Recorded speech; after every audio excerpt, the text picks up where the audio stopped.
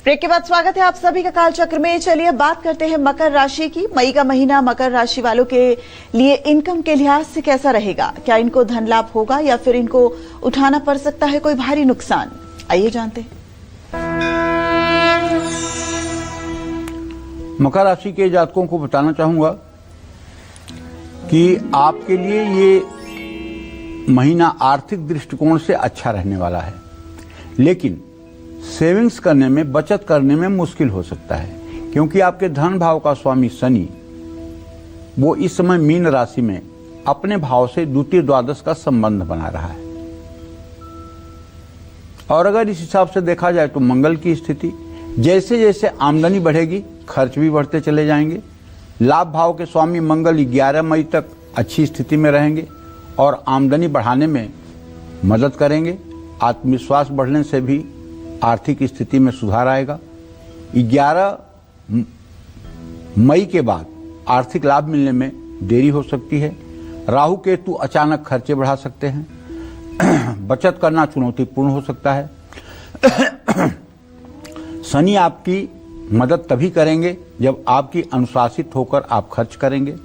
घर के बड़ों की सलाह से बचत करने में मदद मिल सकती है। निवेश से पहले अनुभवी लोगों से सलाह जरूर लें। बड़े निवेश में बहुत सावधानी बरतनी होगी। लंबी अवधि के निवेश करना बेहतर साबित होगा।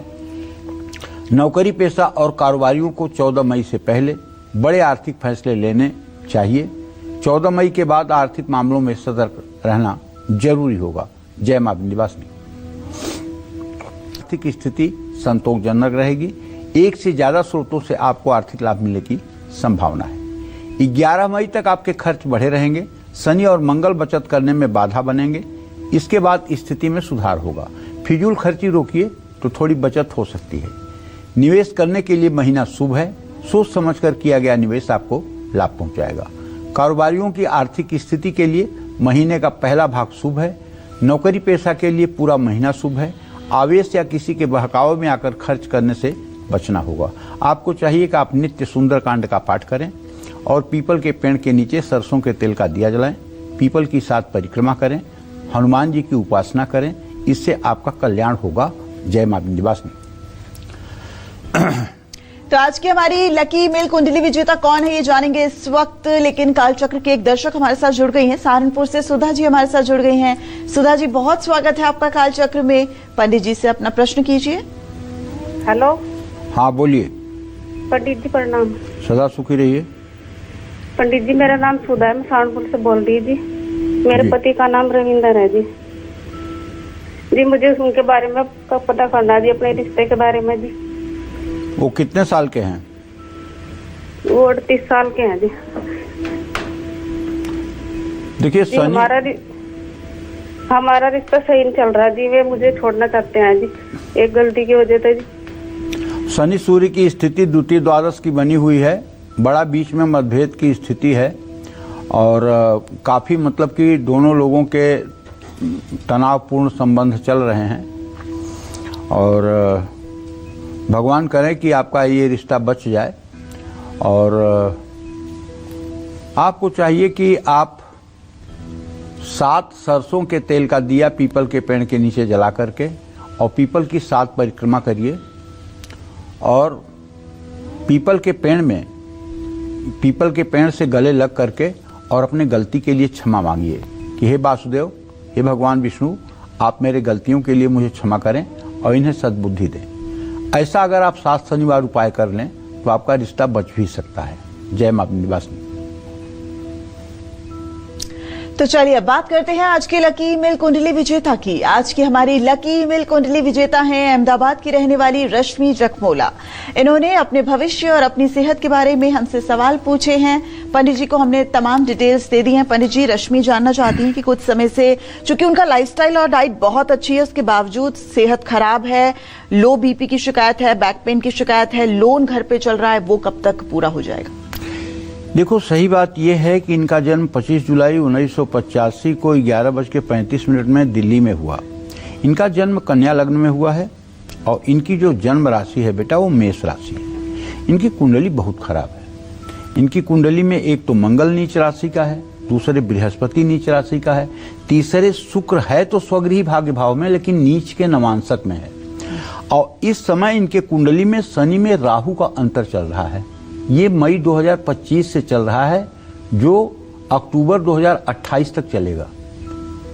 और ये शनि राहु का अंतर परस्पर सप्तम है, राहु मृत्यु भाव में बैठा हुआ है, तो काफी इनकी शारीरिक स्थिति कष्टमय है और ये 2028 तक कष्ट है।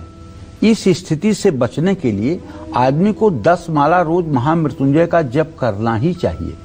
ओम त्र्यंबकम यजामहे सुगंधिम पुष्टिवर्धनम उर्वारुकमिव बंधनान् मृत्युर्मुक्षी मामृतात्, इस मंत्र का 10 माला जप नियम से करना चाहिए। घर में पारे का शिवलिंग रख करके जल दूध बेलपत्र से नित्य उसका पूजन करना चाहिए, धूप दीप जलाना चाहिए और हर सोमवार को किसी शिव मंदिर में जाना चाहिए, वहां भी शिवलिंग की पूजा करनी चाहिए अच्छे तरीके से। मई 2028 तक का समय तो बहुत ज्यादा खराब है स्वास्थ्य के दृष्टि से। अगर ये महामृत्युंजय का आश्रय ले लेंगे तो लाभ मिल जाएगा। जय मां विंध्यवासिनी। तो पंडित जी इस वक्त एक दर्शक हमारे साथ जुड़ गई हैं, सरोज जी हमारे साथ जुड़ गई हैं पूना से। सरोज जी बहुत स्वागत है आपका कालचक्र में, जल्दी से अपना प्रश्न कीजिए पंडित जी से। हाँ जी प्रणाम पंडित जी। हाँ सदा सुखी रहिए।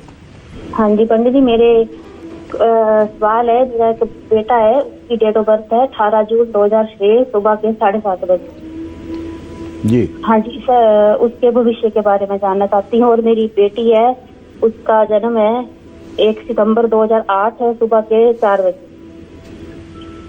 चलो हाँ जी, पहले आपके बेटे का भविष्य बता देता हूँ। बेटे का भविष्य तो मुझे बहुत अच्छा लग रहा है। आपके पंचम भाव में बृहस्पति बैठा हुआ है, उससे पंचम भाव में चंद्रमा बैठा हुआ है। बेटा आपका 20 साल का हो रहा है, समझदार है, बुद्धिमान है, लेकिन गुस्से वाला है। तो थोड़ा सा आप उसका गुस्सा कम हो जाए, इसके लिए आपको चाहिए कि गाय के खुर से निकली हुई मिट्टी घर ले आके रख दीजिए और जब वो नहाए तो उससे कह दीजिए थोड़ी सी मिट्टी अपने माथे पर लगा लिया करे। अगर ये उपाय 10-20 दिन कर लेगा तो गुस्सा कम हो जाएगा और बेटे का भविष्य अच्छा है, वो अपने जीवन में सफल रहेगा, इसमें कोई दो राय नहीं है। दूसरा प्रश्न आपने अपने बेटी के लिए किया है, तो द्वितीय और सप्तमेश बृहस्पति और सूर्य हैं। बृहस्पति और सूर्य की स्थिति तृतीय एकादश की है। बेटी भी बहुत अच्छी, समझदार और मतलब कि काफी अच्छी लड़की है। इसका भी भाग्य अच्छा रहने वाला है, कोई चिंता करने की बात नहीं है। अभी तो छोटी है, 18 साल की है, लेकिन इसका भाग्य अच्छा रहने वाला है। जय मां विंध्यवासिनी।